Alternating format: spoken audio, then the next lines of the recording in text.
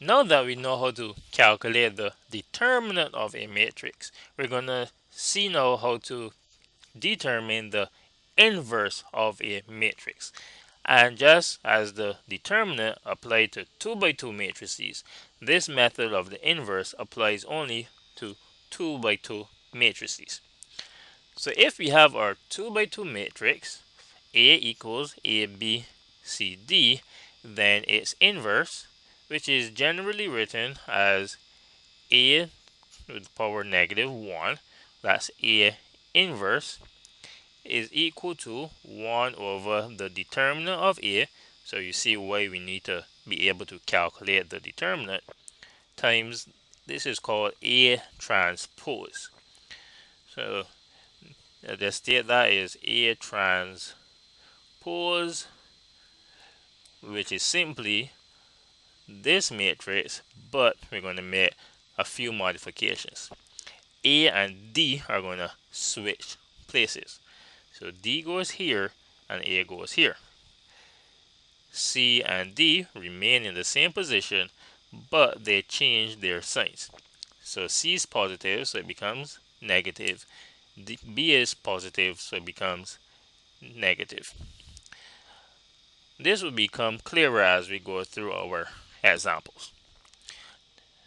As we stated before, we already know our determinants, so we're simply going to go ahead and calculate the inverse. Well, determine the inverse. So A inverse would be 1 over the determinant, which is 11. And we have our A transpose. So the 1 and the 5 are going to switch places. So 5 goes here, 1 goes here. Negative 3 and 2, their signs are going to change. So since negative 3 is negative, it will now become positive. Since the 2 is positive, it now becomes negative. So this matrix is A inverse. Okay, now B. This is simple. Well, I'll start raising it out, but we'll see what happens. B inverse would be 1 over the determinant, which is 0. At this point, a red flag should be raised. Why? Because we know that we cannot divide by 0. So 1 divided by 0 is undefined. And we'll simply state that B is a singular matrix and singular A is singular matrix because of the fact that we cannot divide by 0, a singular matrix does not have an inverse.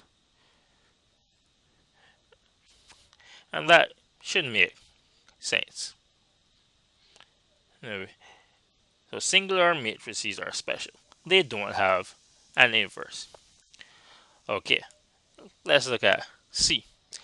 The determinant isn't 0, so we know that this one has an inverse. So C inverse is equal to 1 divided by the determinant, negative 3 times our transpose, negative 3 and 1 switch places. So 1 goes here, negative 3 goes here. 0 doesn't have a sign, so that will remain as 0. 6 is positive, so it now becomes negative.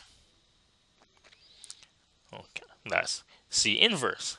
And finally, D inverse will be 1 over the determinant times the 0 and 9 switch places.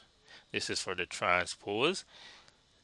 Negative 1 will become positive 1 and positive 5 becomes negative 5. And there we have determined our inverses. Now what's the usefulness of an inverse? Well, just like numbers have inverses, our matrices have an inverse. In our next video, we will look at matrices and their inverse and look at a special result of multiplying a matrix by its Inverse. Thank you for watching this lesson, and I hope you found it helpful.